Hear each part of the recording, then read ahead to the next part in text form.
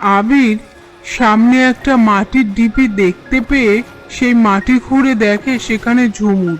তারপর আবির ঝুমুরকে সেই মাটির গর্ত থেকে টেনে উপরে নিয়ে এসে ঝুমুরের জ্ঞান ফেরায়।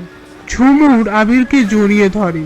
এরপর আবির অভিতাজকে ফোন করে বলে যেই জায়গায় পেখমকে কবর দেয়া হয়েছিল সেই জায়গায় ঝুমুরকে পুঁতে দেয়া হয়েছে। এ কথা শুনে অভিতাজ অবাক হয়ে যায় আর বলে, আমি পুলিশ ফোর্স পাঠাচ্ছি। আবির বলে, হ্যাঁ পাঠাও, এটার পুরো ইনভেস্টিগেশন চাই, আর বাদ বাকিটা ঝুমুরের মুখ থেকে শুনে নাও। তারপর ঝুমুর অভিতাজকে বলে, আমি যখন ঘুমোচ্ছিলাম কতগুলো গুন্ডা আমার মুখে চাপা দিয়ে বাড়ি থেকে বের করে এনে এখানে পুঁতে দিয়েছে। এরপর আবির বলে, এর সাথে বাড়ির কেউ জড়িত নেই তো? আর আঙ্কেল তো ফেরেনি বলছো।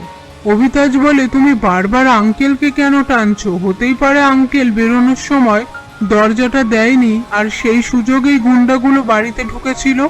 সেই মুহূর্তে রন এসে কথাটা শুনতে পেয়ে বলে, আমাকে নিয়ে কোনো কথা হচ্ছে নাকি? অভিতাজ রনকে বলে, ঝুমুরকে কেউ কিডন্যাপ করে নিয়ে গিয়ে মাটিতে পুঁতে দিয়েছিল। এই কথা শুনে রন অবাক হয়ে যাওয়ার নাটক করে। আর অভিতাজ আবিরকে ফোনে বলে, তুমি ঝুমুরকে নিয়ে এখানে চলে এসো।